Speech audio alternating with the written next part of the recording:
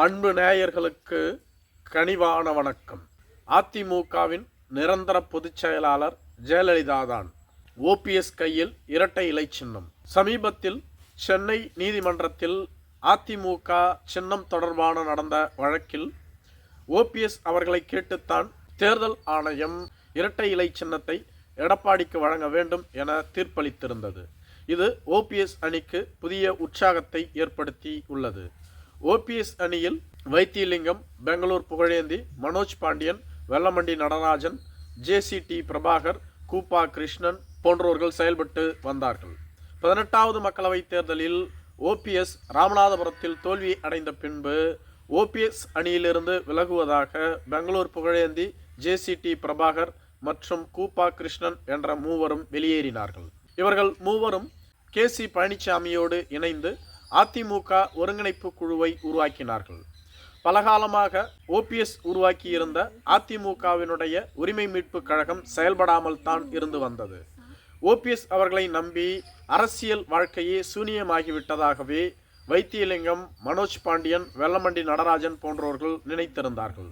காரணம், ஓபிஎஸ் 18வது மக்களவைத் தேர்தலில் இருந்து அமைதியாகவே இருந்து வந்தார்.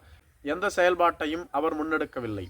இதுபோன்ற சூழ்நிலையில்தான் சின்னம் ஓபிஎஸ்ஐ கேட்டுத்தான் வழங்கப்படும் என்று தீர்ப்பு வந்தது. ஓபிஎஸ் அணிக்கு மிகப்பெரிய புத்துணர்வை ஏற்படுத்தி உள்ளதாக கூறப்படுகிறது. ஓபிஎஸ் அணியினுடைய மாவட்ட செயலாளர்கள் கூட்டம் நேற்று நடைபெற்றது. இந்த கூட்டத்தில் முக்கிய தீர்மானங்கள் நிறைவேற்றப்பட்டு இருந்தது. முதலாவது தீர்மானமாக அதிமுகவினுடைய நிரந்தர பொதுச் செயலாளர் செல்வி ஜெயலலிதாவே. அந்த பதவி அவருக்கு மட்டுமே. ஏற்கனவே அதிமுகவின் பொதுக்குழு, செயற்குழு போன்றவை அதிமுகவினுடைய நிரந்தர பொதுச் செயலாளர் செல்வி ஜெயலலிதா மட்டுமே என அங்கீகாரம் வழங்கியிருந்தது.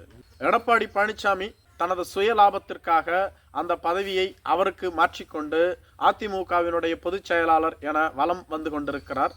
இதை ஒருபோதும் அதிமுகவினுடைய தொண்டர்கள் ஏற்றுக்கொள்ள மாட்டார்கள் என தீர்மானம் நிறைவேற்றப்பட்டிருந்தது. இரண்டாவதாக, திமுக அரசு கொடநாடு கொலை கொள்ளை வழக்கை 3 மாதத்தில் விரைந்து முடிப்பேன் என்று கூறித்தான் ஆட்சிக்கு வந்தது.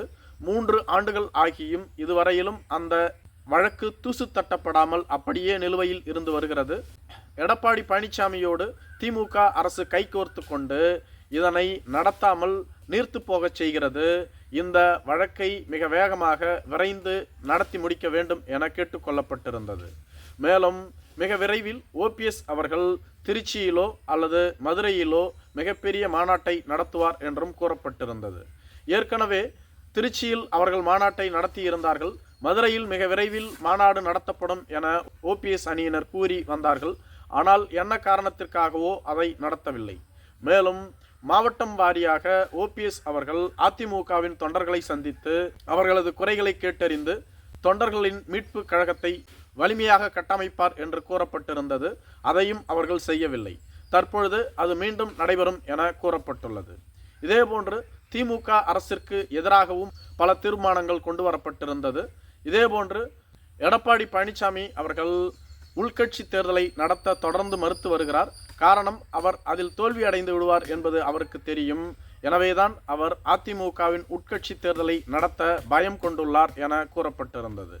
மேலும் ஓபிஎஸ் அணியினர் மதுரை, சேலம் அல்லது கோயம்புத்தூர் என்ற 3 நகரங்களில் ஏதாவது ஒரு நகரத்தில் மிக விரைவில் மாநாட்டை நடத்துவார்கள் என்று கூறப்படுகிறது.